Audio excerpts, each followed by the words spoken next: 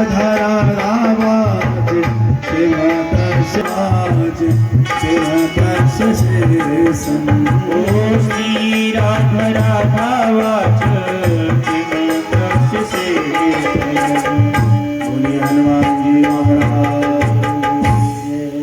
नमस्कार, आप देख रहे हैं पब्लिक लाइव कुंदन मिश्रा के साथ। अभी मैं मौजूद हूँ सुगौली प्रखंड अंतर्गत सुगांव, दक्षिणी सुगांव, उत्तरी सुगांव पंचायत पड़ता है।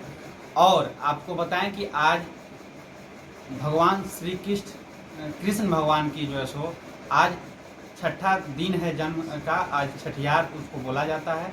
और यहाँ पर युवाओं के द्वारा भागवत कथा और रसलीला का जो है सो आयोजन किया गया है और आज लास्ट दिन है। और यहाँ पे हमारे साथ जुड़ रहे हैं श्री गोपाल भैया जी हैं जो कथावाचक हैं, और इनसे जानते हैं कि भागवत कथा अगर कोई नगरी में होता है तो उससे क्या फ़ायदा होता है, लोगों को क्या उससे लाभ मिलता है, और इस विषय पे हम बात करते हैं। बहुत बहुत स्वागत है आपको हमारे चैनल पर। जय श्री कृष्ण।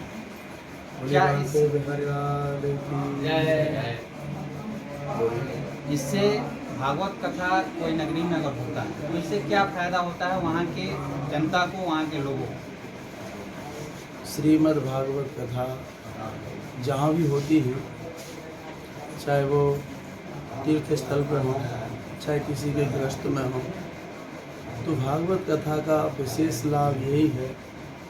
बाबा तुलसीदास एक चौपाई लिख कर गए हैं कि दैहिक दैविक भौतिक तापा राम राज्य का हुए नहीं व्यापार। यानी कि जो राम का स्वरूप है, जो कृष्ण का स्वरूप है, वही श्रीमद् भागवत कथा है। जिस क्षेत्र में श्रीमद् भागवत कथा होती है, रासलीला होती है, उस क्षेत्र में स्वयं राम जी राज करते हैं, कृष्ण भगवान का राज्य होता है। जहाँ राम राज्य होता है, कृष्ण राज्य होता है, वहाँ इस जीव को 3 प्रकार के कष्ट सताते हैं, तन से, मन से और धन से। जिस जगह ये श्रीमद् भागवत कथा होती है, जिस जगह ठाकुर जी का कीर्तन होता है, ठाकुर जी की लीला होती है, उस जगह ये तीनों संकट ही आते हैं। इसका एक प्रत्यक्ष प्रमाण मैं आपको दूं। जिस दिन मैं आपके गांव सुगांव में भागवत कथा करने के लिए आया था, और कथा करने आने से पहले एक बड़ी सुंदर सी समिति बनी है जो मैंने ही गठित की है, जिसका नाम है श्री बांके बिहारी सेवा समिति। उस सेवा समिति के सदस्य मुझे बार बार फ़ोन कर रहे थे, महाराज श्री भागवत कथा कैसे होगी, लीला कैसे होगी, वर्षा बहुत हो रही है, चारों तरफ पानी पानी भरा है।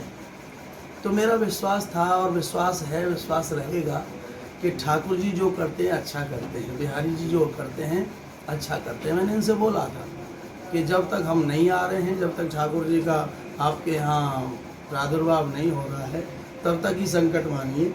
जब भागवत कथा स्थापित हो जाएंगी उसके बाद बारिश नहीं आएगी। तो इसका प्रत्यक्ष प्रमाण है कि 7 दिन हो गए। 7 दिन में थोड़ी मोड़ी बारिश आना, वो तो प्रकृति के अनुसार, जो कि सावन भादों का महीना चल रहा है, तो सावन भादों के महीने में बारिश होना स्वाभाविक है। लेकिन जो प्रलयकारी, जो हमें नुकसान देने वाली बारिश हो रही थी, अब वो बारिश इन 7 दिनों में बंद हो चुकी है। और मेरा बिहारी जी पर इतना विश्वास है कि जिस नगर में हरि चर्चा भागवत कथा हो जाती हैं, उस नगर का कभी भी अहित नहीं हो सकता। इसलिए भागवत कथा का यही प्रभाव है कि भागवत ही कृष्ण है और कृष्ण ही भागवत है। जिसके जीवन में भागवत कथा आ जाती है, जिसके जीवन में भगवत कृपा आ जाती है, उसके जीवन में कोई भी कष्ट नहीं है। आज अंतिम दिन है यहाँ पर, और जाते जाते आप यहाँ के युवाओं को और पूरे सुगौली वासियों को क्या संदेश देना चाहेंगे? सारे सुगौली वासी, पहली बात तो ये है, जितनी तारीफ़ करूँ उतनी कम है। यहाँ के भक्त बड़े ही प्रिय हैं, भक्त बड़े भावुक हैं, भक्त बड़े ठाकुर जी से प्रेम करने वाले हैं।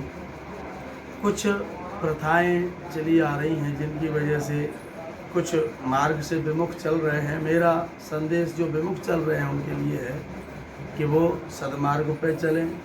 जैसा कि मनुष्य का धर्म अभक्ष्य पदार्थ खाना नहीं है, जैसे कि किसी जीव को मार के खाना। जिस इंसान में दया नहीं है वो इंसान राक्षस प्रवृत्ति का माना जाता है। राक्षस लोगों में एक स्वभाव रहा करता था कि उन्हें अपने आनंद से मतलब है, अपने मज़े से मतलब है। सामने वाले को कष्ट हो रहा है तो होता रहे। जो इस प्रवृत्ति के लोग हुआ करते थे उनको हम लोग राक्षस कहते थे।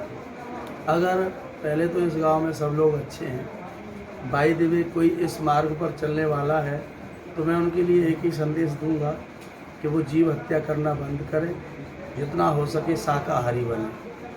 प्रयास ये करें कि मनुष्य का धर्म है दया करना। अगर जिस मनुष्य में दया नहीं है वो मनुष्य कहलाने लायक नहीं है। और हम लोग ऐसे ही छोटे छोटे जीवों को मार डालते हैं, उनका भोजन बना के खा लेते हैं।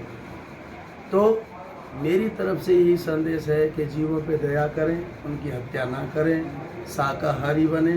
क्योंकि भगवान ने मनुष्य के लिए अन्न, दूध, मिठाई, फल आदि बनाए हैं, और जो मांसाहार बनाया है वो जानवरों के लिए बनाया है। क्योंकि जैसे मनुष्य का चक्र है वैसे ही जानवरों का भी चक्र है। जैसे चूहे को सर्प खाता है, सर्प को मोर खाता है। मोर भगवान कार्तिकेय का वाहन है, लेकिन मोर सर्प को खाता है, मोर कीड़ों को खाता है। अब उस मोर को हम मार के खाएं तो ये हमारा धर्म नहीं है। मोर को और बड़ा कोई जानवर खा लेता है। ऐसे ही जानवरों का अलग चक्र है जो मांसाहार पर ही आश्रित हैं, और उस मांसाहार को हम करें ये अच्छी बात नहीं।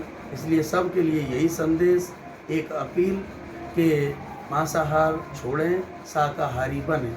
दूसरा संदेश युवाओं के लिए कि युवा जितने भी हैं अपनी मेहनत करें, अच्छे मार्ग पर चलें, दुर्व्यवहार किसी के साथ न करें, पढ़ाई में ध्यान दें और एक सफल व्यक्ति बनकर उभरें और अपने माता पिता का नाम रोशन करें। और बच्चों के लिए आशीर्वाद, वो स्वस्थ रहें, मस्त रहें। जय बिहारी जी।